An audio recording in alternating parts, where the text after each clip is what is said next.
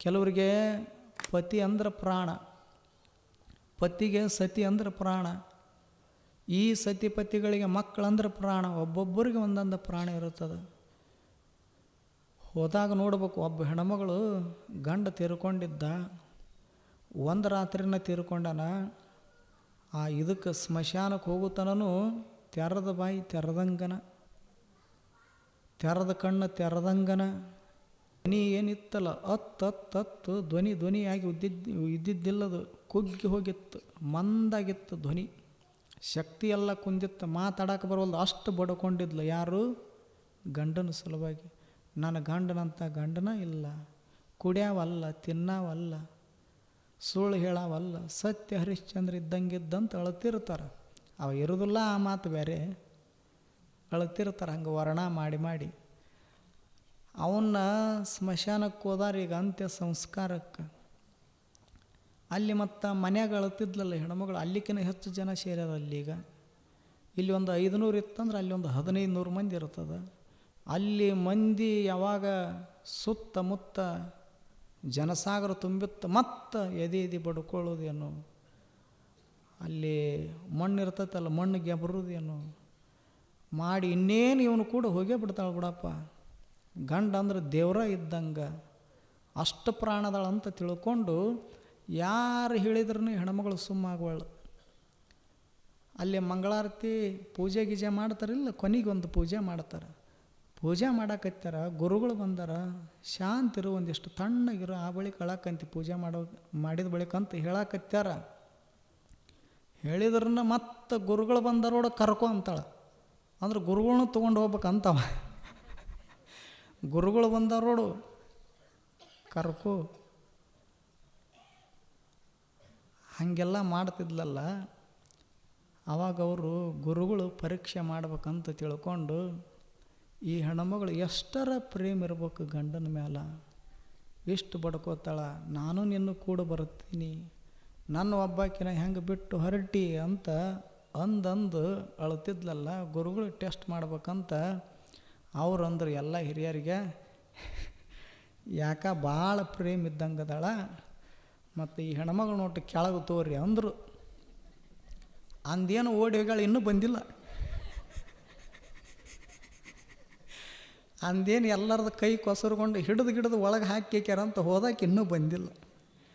ಗಂಡನ ಮನ್ಯಾಗನೇ ಇಲ್ಲ, ತವ್ರ ಮನ್ಯಾಗನೇ ಇಲ್ಲ. ಹೇಳೋ ಉದ್ದೇಶ ಯಾರೂ ಬರೋದಿಲ್ಲ, ಸತಿ ಸುತರನೂ ಬರೋದಿಲ್ಲ, ವಸ್ತು ಒಡವೆಗಳೂ ಬರೋದಿಲ್ಲ, ಯಾವುದೂ ಬರೋದಿಲ್ಲ. ಅದಕ್ಕೆ ಅವರು ಏನಂದಾರ, ಸಿರಿ ಅನ್ನುವಂಥದ್ದು ಸಂತಿಯೊಳಗಿನ ಮಂದಿದ್ದಂಗೆ, ಭಾಳ ತಲೆಗೆ ಹಾಕ್ಕೊಳಕ್ಕೆ ಹೋಗಬೇಡ. ಕೆಲವರು ಬಂಗಾರದ ಮ್ಯಾಲ ವ್ಯಾಮೋಹ ಭಾಳ ಇರುತ್ತದೆ.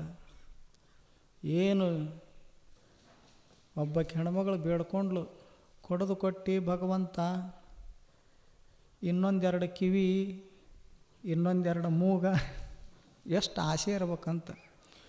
ಒಂದು ಮೂಗು ಕೊಟ್ಟಾಗನ ನೆಗಡಿ ಬಂದ್ರೆ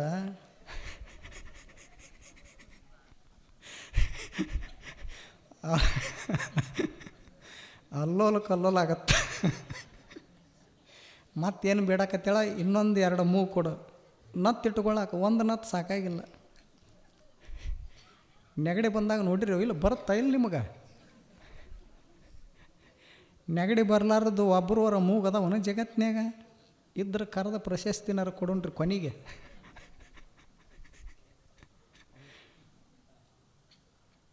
ಒಂದು ಇಟ್ಕೊಂಡ್ರೆ ಸಾಕಂತ ಅನಿಸೋದಿಲ್ಲ, 2 ಇಟ್ಕೋಬೇಕು. ಕಿವಿ ನೋಡ್ರಿ ಇಲ್ಲ, ಎಲ್ಲಿ ಇಡ್ಬೇಕು ಅಲ್ಲಿ ಇಟ್ರೆ ಚಂದ. ಮ್ಯಾಗನು ಇಡೋದ, ಅಡ್ಡನು ಇಡೋದ, ಉದ್ದ. ಹಿಂಗಾಗಿ ಕೆಲವು ಮಂದಿಗೆ ಮಗ್ಲ ಇದ್ದು ಮಾತಾಡ್ತಿರ್ತಾರೆ, ಕಿವಿನ ಕೇಳೋದಿಲ್ಲ. ಯಾಕೆ? ಅವ್ರ ಮಾತು ಕೇಳೋಕ್ಕಾರ ಜಾಗ ಬಿಡ್ಬೇಕಲ್ಲ ಕಿವ್ಯಾಗ. ಆ ಹೋಲ್ ಐತಲ್ಲ, ಅಲ್ಲಿ ಇಡಕ್ಕೆ ಬಂದ್ರೆ ಅಲ್ಲಿ ಒಂದು ಇಡವ್ರೆ. ಹೇಳೋ ಉದ್ದೇಶ ಇಡಬೇಕು, ಆಭರಣ ಧಾರಣೆ ಮಾಡಬೇಕು. ಶೃಂಗಾರ ಆಗಕ್ಕೆ ಎಷ್ಟು ಬೇಕು ಅಷ್ಟು. ಈಗ ಕೆಲವರು ಶೃಂಗಾರ ಚಂದ ಕಾಣಬೇಕಂತ ಈ ಫೇವರ್ ಆ್ಯಂಡ್ ಲವ್ಲಿ ಅಂತ ಹಚ್ತಾರೆ. ಪೌಡರ್ ಅಂತ ಹಚ್ಚೋದಿಲ್ಲನ, ಹಚ್ತಿರ್ತಾರೆ. ಎಷ್ಟು ಹಚ್ಚಬೇಕು, ಚಂದ ಕಾಣೋಕ್ಕೆ ಎಷ್ಟು ಬೇಕು ಅಷ್ಟು ಹಚ್ಚಬೇಕು. ಈಗ ಇವ ಹುಟ್ಟುದನ ಮಸಿ ಹಂಚಾಗಿ ಹುಟ್ಟ್ಯಾನ, ಇವನಿಗೆ ಎಷ್ಟು ಬೇಕು ಅಷ್ಟ ಪೌಡ್ರ್. ಇಲ್ಲ ನನ್ನ ಮಗ ಚಂದ ಕಾಣಲಿ, ಮಗ್ಗಲದಕ್ಕಿ ಮಗ ಕೆಂಪು ಇರ್ತಾನೆ, ಈ ಹೆಣ್ಮಗಳ ಮಗ ಕಪ್ಪು ಇರ್ತಾನೆ, ನನ್ನ ಮಗನ ಅವ್ರಂಗ ಕಾಣಲಿ ಅಂತ ಏನು ಡಬ್ಬಿಗಟ್ಟಲೆ ಪೌಡ್ರ್ ಬಡಿದ್ರೆ ಏನಾದೀತು, ಗತಿ ಏನಾದೀತು. ಅತಿ ಆಗಬಾರ್ದು, ಎಷ್ಟು ಬೇಕು ಅಷ್ಟ. ಹಂಗೆ ಕೊರಳಾಗ ಎಷ್ಟು ಬೇಕು ಅಷ್ಟ ಹಾಕ್ಕೊಳ್ಳೋದು, ಕೈಯಾಗ ಎಷ್ಟು ಬೇಕು ಅಷ್ಟ ಹಾಕ್ಕೊಳ್ಳೋದು. ಹೆಚ್ಚಿಗೆ ಪ್ರಮಾಣ ಆಸೆ ಪಡಬಾರ್ದು, ಅದು ದುಃಖ ತಂದು ಕೊಡ್ತದ. ಒಬ್ಬ ಯಾವನ ಮಹಾರಾಷ್ಟ್ರದಾಗ ಬಂಗಾರದ ಅಂಗಿ ಹೊಲಿಸಿದ್ದ. ಯಾವ ಅಂಗಿ? ಪಾಲಿಸ್ಟರು, ಕಾಟನ್ನು, ಟೆರ್ಕೋಟ್ ಅಲ್ಲ, ಬಂಗಾರದ ಅಂಗಿ ಹೊಲಿಸ್ಯಾನ. ಸುಮ್ಮ ಹಬ್ಬ ಹುಣ್ಣಿಮೆ ಬಂದಾಗ ತೊಟ್ಕೊಂಡು ಆರಾಮ್ ತಣ್ಣಗೆ ಇಡಬೇಕಿಲ್ಲ. ಮತ್ತು ಮಂದಿ ಬಿಡ್ತಾರನ್ನು, ಮಂದಿ ಹುಚ್ಚಿಡ್ಸೋರು ರಗಡು ಮಂದಿ ಅದಾರ. ಅಲ್ಲೋ ಬಂಗಾರದ ಅಂಗಿ ಹೊಲಿಸಿದಿ, ಅದನ್ನು ಹಾಕ್ಕೊಂಡು ತಿರುಗಾಡಬೇಕು. ನೀ ಹಬ್ಬ ಹುಣ್ಣಿಮೆ ಬಂದಾಗ ಅಷ್ಟ ಹಾಕ್ಕೊಂಡು ತಿರುಗಾಡಿದ್ರೆ ಯಾರಿಗೆ ಗೊತ್ತಾಗ್ತದೆ? ನಮ್ಮ ಊರಾಗಟ್ಟ ಗೊತ್ತೈತಿ, ನಮ್ಮ ಓಣ್ಯಾಗಟ್ಟ ಗೊತ್ತೈತಿ. ನೀ ಏನು ಮಾಡು, ಇಡೀ ಜಗತ್ತಿಗೆ ನೀನು ಬಂಗಾರದ ಅಂಗಿ ಹೊಲಿಸಿ ಅಂದ್ರೆ ಬಂಗಾರದ ಮನುಷ್ಯ ಅಂತ ಜಗತ್ತೆಲ್ಲ ಕೊಂಡಾಡಬೇಕು, ಪ್ರಸಿದ್ಧ ಆಗಬೇಕು ನೀನು. ಹಂಗೆ ಮಾಡ್ಬೇಕಂದ್ರೆ ನಾ ಏನು ಮಾಡಲಿ ಅಂದವ, ಬಂಗಾರದ ಅಂಗಿ ಹೊಲಿಸ್ತೇವ. ಇವ್ರು ಅಂದರು, ತಲೆ ಕೆಡಿಸೋರು ಇರ್ತಾರಲ್ಲ, ಅವ್ರು ಅಂದರು, ಇಲ್ಲಿ ಊರಾಗಿದ್ದರೆ ನಮ್ಮ ಊರಾಗ ಅಟ್ಟ ನೀನು ಬಂಗಾರದ ಮನುಷ್ಯ. ನೀನು ಇಲ್ಲಿಂದ ಕಾಶಿಗೆ ಪಾದಯಾತ್ರೆ ಬೆಳೆಸು, ವಿಶ್ವನಾಥನ ದರ್ಶನಕ್ಕೆ. ಮಧ್ಯದೊಳಗೆ ಎಷ್ಟು ಊರು ಹತ್ತ ನೋಡು, ಎಲ್ಲರೂ ಬಂಗಾರದ ಮನುಷ್ಯ ಬಂದಾನ, ಬಂಗಾರದ ಅಂಗಿ ಹಾಕ್ಕೊಂಡು ಬಂದಾನ ಅಂತ ಪ್ರಸಿದ್ಧ ಆಗುತ್ತಿದೆ. ಎಲ್ಲ ನ್ಯೂಸ್ ಪೇಪರ್ದೊಳಗೂ ನಿಂದ ಸುದ್ದಿ ಬರ್ತೈತೆ ಅಂತ ತಲೆ ಹಿಂಗೆ ಕೆಡಿಸ್ತಾರಲ್ಲ, ಇಲ್ಲಿ ಕೆಡಿಸ್ತಾರಿಲ್ಲ. ಈ ಸಲ ಬಿಡಬೇಡ, ನಮ್ಮ ಓಣಿ ವತಿಯಿಂದ ನಿನ್ನ ನಿಲ್ಲಿಸ್ತೀವಿ. ಆದ್ರೆ ಹಿಂದೆ 2 ಎಕರೆ ಹೊಲ ಹೋಗುತ್ತೆ ಅನ್ನೋದು ಗೊತ್ತಿಲ್ಲ ಅವಂಗ. ನಿಲ್ಲವನ ತಲೆಯಾಗ ಇದು ಇರ್ತೈತಿ, ಆರಿಸಿ ತರ್ತಾರೆ ನಾನು ಅನ್ನೋದು. ಹಿಂದಿರ್ತಾರಲ್ಲ ಅವ್ರ ತಲೆಯಾಗ ಒಂದು 2 ಎಕರೆ ಹೊಲ ಹೋಗ್ಬೇಕಂತ ಅವ್ರ ತಲೆಯಾಗ ಇರ್ತೈತಿ, ಗೊತ್ತಾಗೋದಿಲ್ಲ. ಅದಕ್ಕೆ ಹೊಂಬುಗುತ್ತಿಗೆ ನಿಲ್ಲಿಸ್ತಾರೆ, ಆ ಬಳಿಕ ಸಾಲ ಮಾಡಿಸ್ತಾರೆ. ಅವ ಜೀವನದ ಪರ್ಯಂತರ ಬಡ್ಡಿ ಕಟ್ಕೊಂಡು ಇದ್ದದ್ದೊಂದು ಹರ್ಕೊಂಡು ಹುಚ್ಚಿಡಿಸ್ತಾರೆ ಮಂದಿ. ಅದಕ್ಕೆ ಯಾರ ಮಾತನ್ನು ತಲೆಗೆ ಹಾಕ್ಕೋಬಾರ್ದು. ಇವ ಹಾಕ್ಕೊಂಡ ಬಂಗಾರದ ಮನುಷ್ಯ ಏನು ತನ್ನ ಊರಿನಿಂದ ಪಾದಯಾತ್ರೆ ಬೆಳೆಸಿದ. ಮೊದಲು ಹುರುಪು ಮಾಡಿ ಒಂದು ಊರಿಗೂರ ಮಂದಿ ಕಳಿಸಿಕೊಟ್ರೆ ಅವನು ಸ್ವಾಗತ ಮಾಡಿ ಕೊರಳಾಗ ಒಂದು ಮಾಲಿ ಹಾಕಿ, ನಮ್ಮೂರು ಬಂಗಾರದ ಮನುಷ್ಯ ಇವ ಅಂಗಿ ಹೊಲಿಸ್ತಾವಂತ ಕಳಿಸಿಕೊಟ್ರು. ಮತ್ತು ಅವನು ಕೂಡ ಹೋಗಕ್ಕೆ ಹುಚ್ಚರನು. ಊರು ಮಂದಿ ಎಲ್ಲ ಕೆಲಸ ಬಗಸಿಬಿಟ್ಟು ಊರು ದಾಟಿಸಿ ಕಳಿಸಿದ್ರು. ಆ ಬಳಿಕ ಅರ್ಧಕ್ಕರ್ಧ ಹೊಳ್ಳಿ ಬಂತು ಮಂದಿ, ಗಿರ್ದ ಹೊಳ್ಳಿ ಬಂತು. ಕೊನೆಗೆ ಒಂದು 10 ಮಂದಿ ಉಳಿದ್ರು, 5 ಮಂದಿ ಉಳಿದ್ರು. ಕೊನೆಗೆ ಒಬ್ಬನ ಉಳ್ದ. ಹೋಯ್ತು ನೋಡ್ರಿ, ಆಲಯ ದೇವ್ರು ಹೊಂಟ ಎದರ ಕಡೆಗೆ? ಕಾಶಿ ಕಡೆಗೆ. ಮುಂದೆ ಹಳ್ಳಿ ಬರ್ತಾವಲ್ಲ, ಬಂಗಾರದ ಮನುಷ್ಯ ಬಂದಾನ, ಬಂಗಾರದ ಅಂಗಿ ಹಾಕ್ಯಾನ, ಪ್ರಸಿದ್ಧ ಆತ. ಮತ್ತು ಈ ಊರು ಬಿಡೋಣ ಆ ಊರು ಮಂದಿ ಬೆನ್ನು ಹತ್ತೋದು ಎಟ್ಟಂತ ಹತ್ತಾರೆ. ಎಲ್ಲ ಕಡೆಗೆ ಪ್ರಸಿದ್ಧ ಆದ ಕೂಟ್ಲೇನ ಇವ ಬಂಗಾರದ ಅಂಗಿ ಹಾಕ್ಯಾನ ಅನ್ನೋದು ಎಲ್ಲ ಕಡೆಗೆ ಪ್ರಸಿದ್ಧ ಆತಲ್ಲ. ಮತ್ತು ಕಳ್ಳರೊಳಗೂ ಪ್ರಸಿದ್ಧ ಕಳ್ಳರು ಇರ್ತಾರೆ. ಈ ಸುದ್ದಿ ಕಳ್ಳರಿಗೆ ಗೊತ್ತಾಯ್ತು ನೋಡ್ರಿ. ಅವರು ಜಗತ್ತಿಗೆ ಮಿಕ್ಕಿದ 5 ಮಂದಿ ಕಳ್ಳರು ಇದ್ದರು. ಅವರು ಈ ಗುಂಪಿನಾಗ ಗೋವಿಂದನ ಕತ್ತಿದ್ರು. ಅಂದ ಈ ಕಡೆಗೆ ಈ ಊರನ್ನೂ ಇಲ್ಲ, ಆ ಕಡೆಗೆ ಯಾವ ಊರನ್ನಿಲ್ಲ. ಮಧ್ಯದೊಳಗೆ ಬರೀ ಇವನು ಬಂಗಾರದ ಅಂಗಿ ಉಚ್ಕೊಂಡು ಹೋಗೋದಲ್ಲ, ಇವನ್ನ ತೊಗೊಂಡೋಗ್ಯಾರ, ಇನ್ನೂ ಬಂದಿಲ್ಲವ. ಅತಿ ಆಯಿತು ಅಂದ್ರೆ ಹಿಂಗಾಗತ್ತದ, ಅಂದ್ರೆ ದುಃಖ ಕೊಡ್ತದ.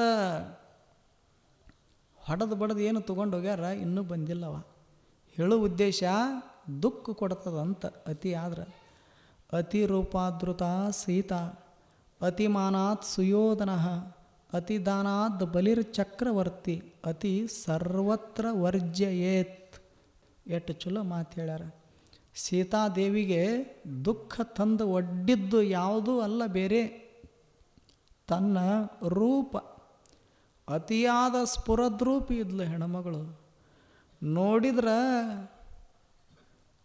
ಕಣ್ಣು ಕುಕ್ಕುತ್ತಿದ್ದು, ಅಷ್ಟು ಸೌಂದರ್ಯ ಕೊಟ್ಟಿದ್ದ ಭಗವಂತ. ಆ ಸೌಂದರ್ಯವನ್ನು ರಾವಣ ನೋಡಿದ, ಮೋಹಕ್ಕೊಳಗಾಗಿ ತಗೊಂಡು ಹೋದ. ಅತಿ ರೂಪಾದೃತ ಸೀತಾ ಅತಿಮಾನಾತ್ ಸುಯೋಧನ. ಭೂಮಿಯನ್ನು ಅತಿಯಾಗಿ ಮೋಹಿಸಿದ, ಅತಿಯಾಗಿ ಅಭಿಮಾನಪಟ್ಟ ಭೂಮಿ ಮೇಲೆ ಯಾರು? ದುರ್ಯೋಧನ. ಅವರು ಕೇಳಿದರು ಪಾಂಡವರು, ಇಡೀ ಸಾಮ್ರಾಜ್ಯವನ್ನೇ ನೀನು ಆಳು, ನಮಗೊಂದು 5 ಹಳ್ಳಿ ಕೊಡು ಸಾಕು, ನಮ್ಮ ಪಾಡಿಗೆ ನಾವಿರ್ತೀವಿ, ಇನ್ನು ಉಳಿದದ್ದೆಲ್ಲ ನೀನು ನಡೆಸ್ಕೊಂಡು ಹೋಗಂತ ಅಂಗಲಾಚಿ ಬೇಡಿಕೊಂಡ್ರು. ಒಂದು 5 ಹಳ್ಳಿ ಎಷ್ಟು ಸಂಬಂಧಪಟ್ಟಿರ್ತದಲ್ಲ ಭೂಪ್ರದೇಶ ಅಷ್ಟು ಮಾತ್ರ ಕೊಡ ಅಂತ ಬೇಡಿದರು. ಆದರೆ ದುರ್ಯೋಧನ ನಾಯಾಕ ಕೊಡಲಿ ಅಂದ. 5 ಹಳ್ಳಿ ಭೂಮಿ ಅಲ್ಲ, ಸೂಜಿಯ ಮೊನೆಯಷ್ಟು ನಿಮಗೊಂದಿಷ್ಟು ಜಾಗ ಕೊಡೋದಿಲ್ಲ ಅಂತ ಅಷ್ಟು ಭೂಮಿಗೆ ಅಭಿಮಾನಪಟ್ಟ. ಅತಿಯಾಗಿ ಭೂಮಿಯನ್ನು ಮೋಹಿಸಿದರ ಪರಿಣಾಮ ಮಣ್ಣಿನೊಳಗೆ ಮಣ್ಣಾಗಿ ಹೋದ. ಯಾರು? ದುರ್ಯೋಧನ. ಅತಿಮಾನಾತ್ ಸುಯೋಧನ ಅತಿದಾನಾದ್ ಬಲಿರ್ಚಕ್ರವರ್ತಿ. ಬಲಿಚಕ್ರವರ್ತಿ ಕತೆ ಕೇಳಿರಿಲ್ಲ?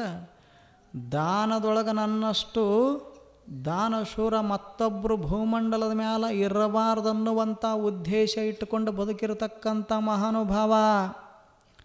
ಆದ್ರೆ ಸಾಕ್ಷಾತ್ ದೇವರು ಒಂದು ದಾನ ಕೇಳಿದ. 3 ಹೆಜ್ಜೆಯಷ್ಟು ನನಗೆ ದಾನ ಕೊಡು ಅಂತ ಕೇಳಿದ. ಆವಾಗ ಆಯಿತು ಅಂದ. 1 ಹೆಜ್ಜೆ ಇಟ್ಟ, ಭೂಮಂಡಲನ ತುಂಬಿತು. ಇನ್ನೊಂದು ಹೆಜ್ಜೆ ಎಲ್ಲಿಡೋದಂದ, ಮ್ಯಾಲ ಆಕಾಶಕ್ಕಿಡೋಂದ, ಆಕಾಶ ತುಂಬಿತು. ಇನ್ನೇನು ಉಳಿತು? ಆಕಾಶನೂ ಹೋಯಿತು, ಭೂಮಿನೂ ಹೋಯಿತು. ಎಲ್ಲಿದ ಸಂಪತ್ತು? ಇನ್ನೊಂದು ಪಾದ ಎಲ್ಲಿ ಇಡ್ಲಿ ಅಂದ, ತಲೆ ಮೇಲೆ ಇಡೋ ಅಂದ.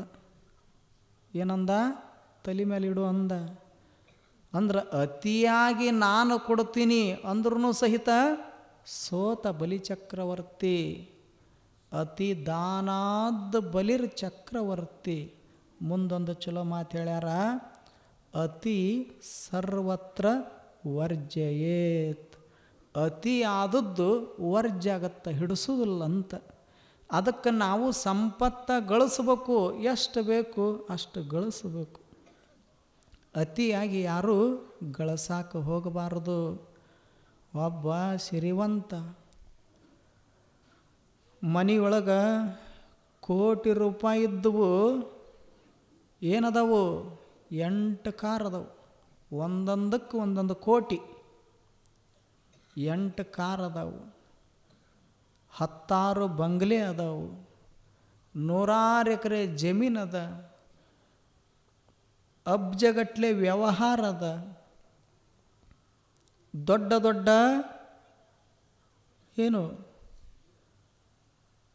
ದೊಡ್ಡ ದೊಡ್ಡ ಸಂಬಂಧಿಕರದಾರ, ಸಿರಿವಂತರ ಪರಿಚಯ ಅದ, ಏನೆಲ್ಲ ಸಂಪತ್ತದ.